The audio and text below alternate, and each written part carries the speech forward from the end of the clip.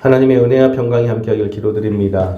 오늘도 우리 주님이 주시는 그 은혜 가운데 거하고 그 은혜로 은혜에 힘입어서 한 주간도 주님이 주시는 행복을 누리는 복된 삶이 되기를 주님의 이름으로 기도드립니다. 우리 앞뒤 좌우로 다시 한번 인사 나누겠습니다. 사랑합니다. 축복합니다. 사랑합니다. 축복합니다. 오늘은 사순절 첫째 주일입니다. 사순절이라는 단어를 들으면 왠지 모르게 마음이 무거워지는 것 같습니다. 나를 위해 십자가의 길을 걸어가신 그 예수님을 생각하면 왠지 모르게 죄인이 되는 것 같고 내가 무엇을 잘못했는가 뒤돌아보게 되는 것 같습니다. 사순절 첫째 주일을 맞이하며 오늘 우리에게 주신 말씀을 묵상하는 가운데 대학교 시절에 읽었던 책 하나가 떠올랐습니다. 후안 카를로스 오르티즈라는 분이 쓴 제자입니까? 라는 그런 책입니다. 책의 내용은 책 제목처럼 제자가 무엇인지에 대해서 그 의미에 대해서 서술하면서 나 중심의 삶이 아닌 예수님 중심의 삶을 살아야 한다. 내가 복음이 아닌 예수님의 복음 중심으로 살아야 한다라는 것을 설명해 주고 있습니다. 저자는 신앙생활을 열심히 하는 것, 그것이 제자가 되는 것은 아니다라고 제자와는 별개의 것이다라고 말하면서 우리의 신앙생활이 예수님 중심이 아닌 나 중심으로 내 입맛에 맞는 말씀만을 골라서 해석하는 내가 원하는 신앙생활을 하고 있다. 그것은 잘못된 것이다라고 지적하고 있습니다. 사랑하는 성도님들, 여러분은 예수님을 믿는 사람입니까? 아니면 예수님의 제자이십니까? 여러분은 나 중심의 내가 원하는 신앙생활을 하고 있습니까? 아니면 예수님 중심의 말씀대로의 신앙생활을 하고 있으십니까? 오늘 본문의 말씀은 이러한 상황 가운데 있는 우리들에게 우리의 정체성이 무엇인지에 대해 다시금 묻고 있습니다. 오늘 본문의 상황은 우리가 잘 알고 있는 예수님께서 제자들과 함께 최후의 만찬을 나누는 장면을 기록하고 있습니다. 예수님과 제자들은 모두 둘러앉아서 마지막 식사를 하고 있습니다. 물론 이 마지막 식사라는 것은 제자들은 알지 못하고 예수님만 알고 있는 상황이죠. 모두가 모였을 때 예수님은 제자들의 발을 씻어주시고 함께 식사를 나누게 됩니다. 이러한 상황 속에서 오늘 본문에 반복되는 단어가 바로 이 제자라는 단어가 있음을 알 수가 있습니다. 이 단어를 통해 알 수 있듯이 지금 예수님과 함께 모여 식사를 하는 모든 사람들은 예수님의 제자들이 모였다라는 걸 우리는 알 수가 있습니다. 그런데 우리가 이미 알고 있다시피 유다라는 사람은 예수님의 제자였지만 또한 예수님을 배반한 사람이라는 것을 우리는 알고 있습니다. 그리고 그 사실을 예수님 역시 알고 계셨습니다. 모두가 다 예수님의 제자라고 둘러앉아 겉으로는 모두 똑같아 보이고 같은 식탁에서 같은 떡을 먹으며 같은 주님의 말씀을 듣고 있지만 예수님의 제자인 사람들과 예수님을 배반한 무늬만 제자인 사람이 함께 이 시간에 앉아 있다는 겁니다. 예수님 앞에 모두 똑같이 앉아 있지만 예수님 앞에서 제자로 앉아 있는 사람, 물론 그 당시에는 그걸 구분을 할 수가 없겠지만 또 무늬만 제자였던 사람이 같이 앉아있다는 겁니다. 사랑하는 성도님들, 우리는 예수님 앞에 어떤 사람으로 앉아 있습니까? 여러분은 예수님의 제자이십니까? 아니면 무늬만 제자이십니까? 예수님을 믿는 사람이 모두가 다 제자는 아닙니다. 믿는 자와 제자는 다릅니다. 지난 몇 주 전에 설교를 들어 설명하자면 믿는 자는 그저 예수님을 따르는 무리들에 속한 사람들이고 제자는 예수님의 바로 뒤에서 예수님이 걸어가신 그 길을 따라 걸어가는 사람들이 제자입니다. 제자는 스승에게 가르침을 받고 그 가르침대로 살아가는 사람 또는 스승의 삶을 따라 살아가는 사람을 제자라고 부르기 때문입니다. 사순절 첫째 주일을 맞이하는 오늘, 그렇다면 여러분은 예수님을 믿는 사람입니까? 예수님의 가르침대로 살아가려고 노력하는 제자이십니까? 우리의 정체성을 뒤돌아보는 시간이 되기를 바랍니다. 오늘 주님은 우리에게 제자의 삶에 대해서 알려주고 있습니다. 제자는 이렇게 살아야 한다라는 것을 예수님께서 마지막 만찬을 통해서 제자들에게 마지막 교훈을 몸소 보여주고 있다라는 겁니다. 예수님의 제자는 첫째로 종의 삶을 살아야 한다라고 말씀하십니다. 우리 16절 말씀을 같이 읽어보겠습니다. 함께 읽겠습니다. 내가 진실로 진실로 너에게 이르노니 종이 주인보다 크지 못하고 보냄을 받은 자가 보낸 자보다 크지 못하나니. 아멘. 예수님은 제자의 정체성에 대해서 종과 주인으로 설명을 하고 있습니다. 종이라는 단어는 노예를 뜻합니다. 그러나 그냥 노예가 아니라 전적으로 모든 것이 주인에게 속한 노예를 뜻합니다. 모든 소유권이 주인에게 있는 사람이란 뜻이죠. 이 말은 종에게는 그 무엇도 선택하거나 생각할 권리 자체가 없다라는 뜻입니다. 오직 주인이 원하는 대로 주인의 판단하에 그 뜻에 따르는 사람이 종이라는 단어이기 때문입니다. 예수님을 믿고 예수님의 삶을 따라 산다고 고백하고 있는 우리는 종에 속하여서 예수님의 뜻에 전적으로 따르고 있습니까? 나의 상황, 나에게 맞는 것만을 골라서 내가 생각하고 내가 판단하여 선택하여 놓고 이건 예수님의 뜻이다라고 그렇게 생각하면서 종의 자리에 있으면서 마음만은 주인의 자리에 앉아있는 그런 삶을 살아가고 있지는 않습니까? 또 주님은 보냄을 받은 자가 보낸 자보다 크지 못한다라고 말씀하셨습니다. 우리를 보내신 그 예수님보다 높아질 수가 없다라고 주님은 설명해 주셨습니다. 그런데 우리는 교회를 오래 다녔기 때문에 신앙생활을 오래 했기 때문에 또는 직분이 집사, 권사, 장로, 목사이기 때문에 내 스스로 말씀을 판단하고 예수님보다 위에 서려고 하고 있지는 않습니까? 사랑하는 성도님들, 우리는 예수님의 제자입니다. 왜냐하면 우리는 그리스도인, 예수님을 닮아가는 사람들이기 때문입니다. 예수님 앞에서 우리는 제자의 모습으로 앉아 있어야만 합니다. 무늬만 종이고 마음은 주인이 아닌 우리의 모든 것이 예수님께 전적으로 속하여 예수님의 뜻을 따르는 참된 제자로 주님 앞에 앉으시기를 주님의 은혜, 주님의 이름으로 간절히 기도드립니다. 주님께서 우리에게 알려주신 제자의 두 번째 삶의 모습이 있습니다. 제자는 아는 사람이 아니라 행하는 사람이다라는 것을 몸소 가르쳐 주십니다. 우리 17절 말씀을 읽어보겠습니다. 17절 함께 읽겠습니다. 너희가 이것을 알고 행하면 복이 있으리라. 아멘. 이것을 알고 행하면 복이 있다라고 주님은 분명하게 말씀하십니다. 안다는 것은 단순하게 정보를 습득하고 지식에 아는 것을 뜻하는 것이 아니라 이미 알게 되었고 지금도 알고 이해하고 있는 상태를 뜻합니다. 내가 단순히 이것을 머릿속에 넣는다 그게 아니라 이게 무슨 뜻인지 내가 분명히 이해하고 있는 상태가 알다라는 단어입니다.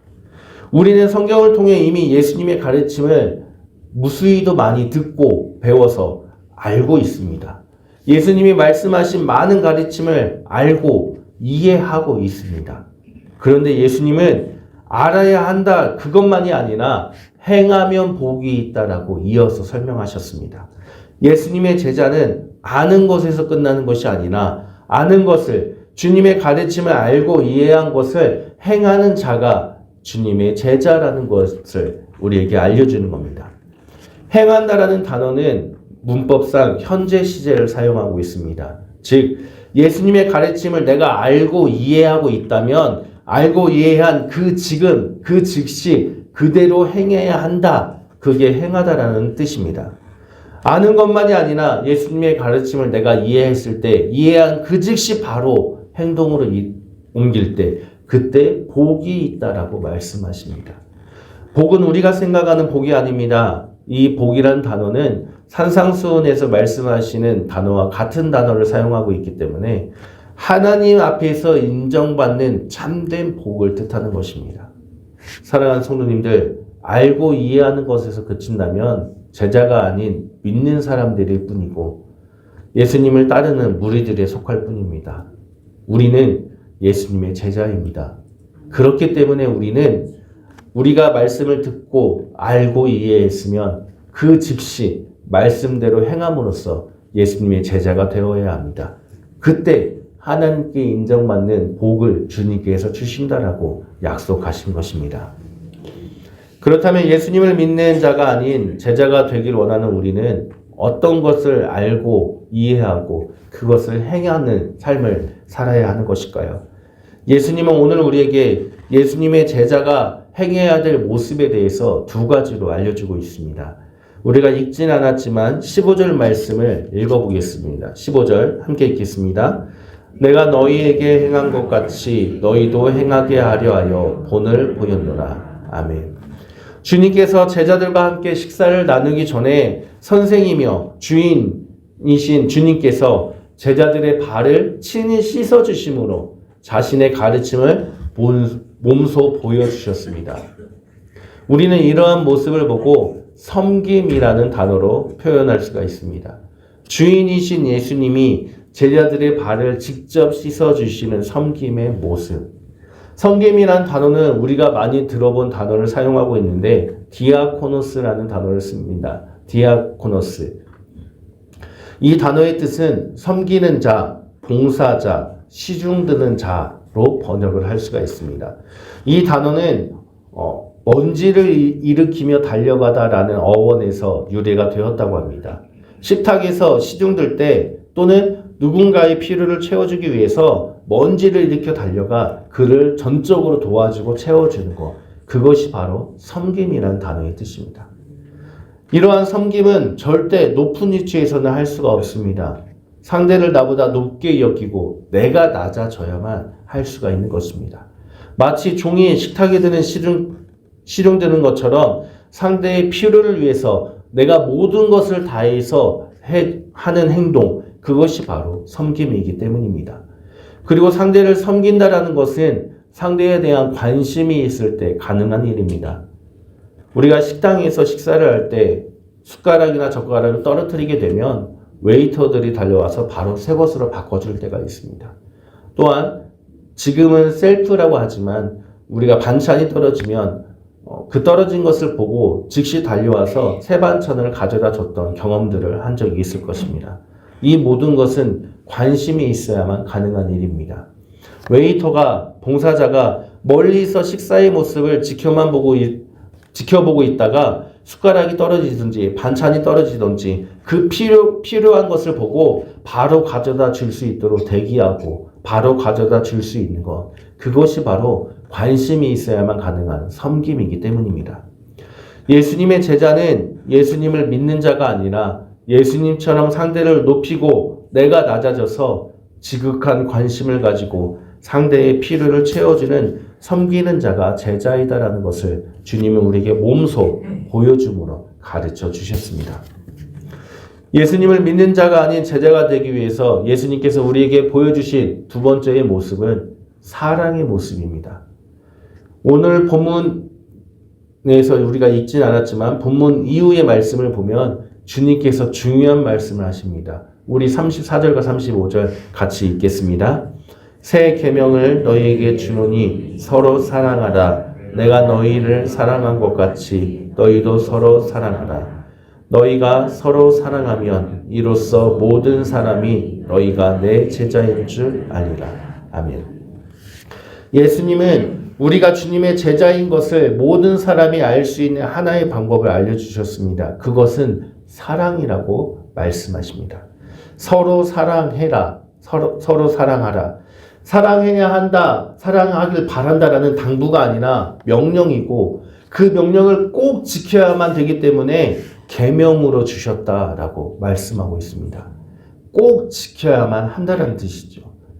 여기서 사랑은 아가페를 사용하고 있습니다. 인간적인 사랑이 아니라 하나님의 사랑, 희생의 사랑, 아무 조건 없이 그저 베풀어 주는 사랑, 그 사랑으로 사랑할 때 예수님의 제자가 될 수 있다라고 주님은 몸소 보여주셨습니다. 본문에서 사용한 이 사랑이란 단어의 시제 역시 현재 시제를 사용하고 있습니다. 지금 사랑할 때라는 겁니다. 과거 사랑했기 때문에 너희가 제자다라는 것이 아니라 그래 앞으로 너희는 사랑할 것이니까 너희는 내 제자가 될 것이다. 그것이 아니라 지금 내가 하나님의 그 사랑으로 사랑하고 있기 때문에 너희는 제자가 된다라는 뜻입니다. 그런데 중요한 것은 지금 사랑해야 할 대상이 서로입니다. 내 이웃, 내가 싫어하는 원수가 아니라 주님은 가장 먼저 너희가 서로 사랑하면이라고 말씀하셨습니다. 나 혼자 일방적으로 조건 없이 사랑하는 것이 아니라 너희가 우리 공동체가 아무 조건 없이 하나님의 사랑으로 서로 사랑할 때 내가 싫어하는 원수도 아니라 내 이웃도 아닌 우리 공동체가 아무 조건 없이 하나님의 사랑으로 서로 사랑할 때 그때 너희가 제자임을 모두가 알게 된다라고 주님은 말씀하십니다. 사랑하는 성도님들, 우리 공동체 안에 하나님의 조건 없는 사랑이 가득하고 있습니까? 그 사랑으로 우리는 서로 사랑하고 있습니까? 우리가 하나님의 사랑으로 예수님의 가르침대로 우리 교회 안에 모든 성도가 서로 사랑하며 살아간다면 우리 공동체의 모든 사람들은 예수님의 제자라는 것을 온 세상이 알게 되고 인정하게 될 것이라고 주님은 우리에게 가르쳐 주셨습니다. 따라서 서로 사랑하시길 바랍니다. 나 혼자만이 아니라 우리 모두가 함께 서로 사랑함으로 예수님의 제자된 공동체를 만드는 걸, 그것이 바로 주님의 제자된 교회의 모습임을 기억하시고 서로 사랑하시기를 주님의 이름으로 간절히 부탁드립니다. 우리 앞뒤 좌우를 한번 볼까요? 얼굴 한번 볼까요? 사랑스럽습니까? 사랑해야 합니다. 한번 어제 그제 연휴 기간 동안에 난리가 났었습니다. 이그 원수들 웨스들 하면서 한바탕 했죠. 서로 사랑해야 합니다. 어쩌겠습니까? 우리 앞뒤좌우로 이렇게 인사 나눴으면 좋겠습니다. 당신을 사랑하도록 노력하겠습니다. 우리 함께 인사 나눌까요? 당신을 사랑하도록 노력하겠습니다. 사랑할 수 없지요. 우리는 사람이기 때문에 사랑하기가 힘듭니다. 그러나 노력해야 됩니다. 주님의 사랑이 우리 안에 가득하여서 그 사랑으로 서로 사랑하도록 노력하는 공동체가 될 때 우리 교회는 주님의 제자된 교회가 됨을 믿으시기를 바랍니다.